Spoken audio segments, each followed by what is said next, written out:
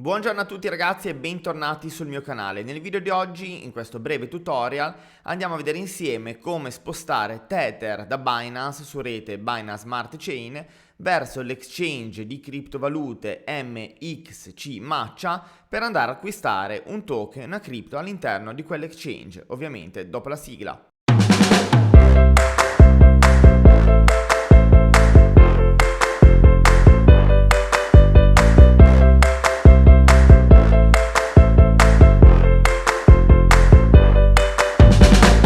Siamo sull'exchange Binance.com, supponiamo di aver fatto un deposito in euro e dover andare a acquistare Tether col nostro fondo cassa. Come si fa?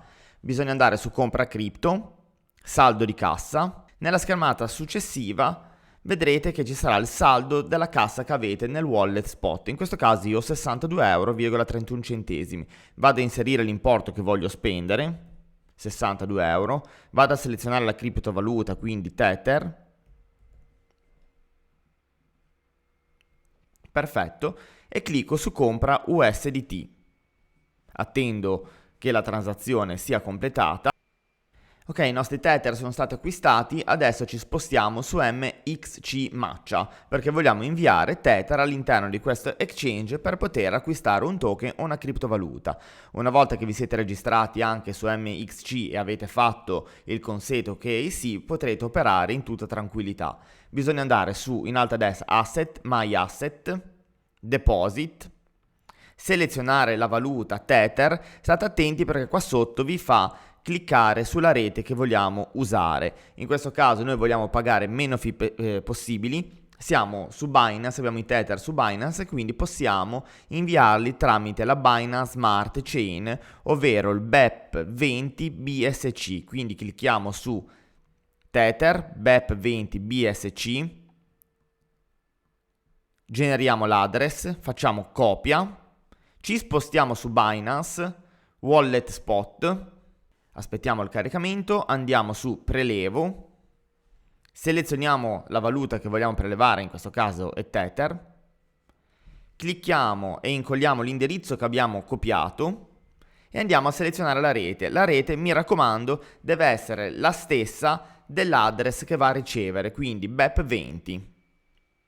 Andiamo ok, selezioniamo il massimo, perché in questo caso io voglio ovviamente inviare il massimo del mio quantitativo.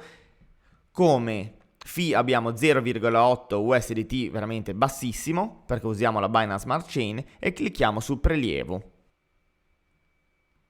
Andiamo avanti e andiamo a inserire i codici che stiamo per ricevere. Perfetto, abbiamo inserito i codici che ci sono arrivati via email e via SMS, adesso stiamo aspettando il trasferimento. Come vedete il sistema è in elaborazione, bisogna attendere 15 conferme su 15. La transazione è abbastanza veloce essendo su Binance Smart Chain. Ritorniamo su My Asset e vediamo che ho una percentuale del 17,53% in USDT e ho ricevuto i miei 75 USDT.13. Adesso voglio andare a comprare un token. Mi raccomando, non fate caso al token che sto comprando, non dovete copiare quello che sto facendo per quanto riguarda l'acquisto di quel token, ma guardate il procedimento in sé. Vado su Exchange Standard, si apre la schermata e in questo caso io voglio acquistare una fetta di Polydoge USDT. Ci spostiamo in basso, abbiamo il limit order, lo stop limit, non c'è l'acquisto a mercato come c'è su Binance.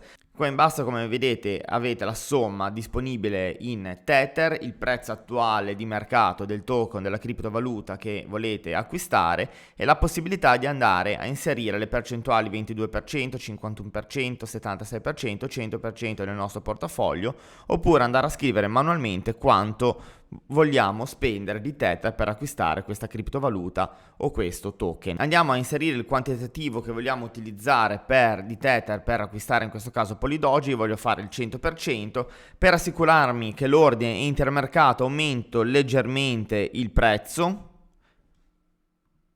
clicco su acquista Polydoge, l'ordine è stato inviato con successo e adesso per andare a vedere se il nostro ordine è entrato veramente a mercato e quindi è stato eseguito, andiamo su order, spot order. Come vedete nella prima pagina dove ordini aperti non abbiamo nulla, quindi il nostro ordine è stato eseguito ed è entrato anche a mercato perché abbiamo aumentato leggermente il prezzo. Io ho fatto quell'operazione di aumentarlo leggermente perché volevo essere sicuro che l'ordine entrasse immediatamente. Voi potete anche provare a lasciare il prezzo indicato senza modificarlo e vedere se entra in automatico o aumentarlo leggermente. Se andiamo in order history andiamo a vedere tutti gli ordini che abbiamo effettuato. L'ultimo è stato acquistato alle 10:07 ed è entrato completamente ed è stato completato. Se andiamo su asset, my asset, andiamo a vedere che il totale di Tether, la percentuale del 17% del nostro portafoglio di Tether in questo caso è sparito e ho completamente il portafoglio totale su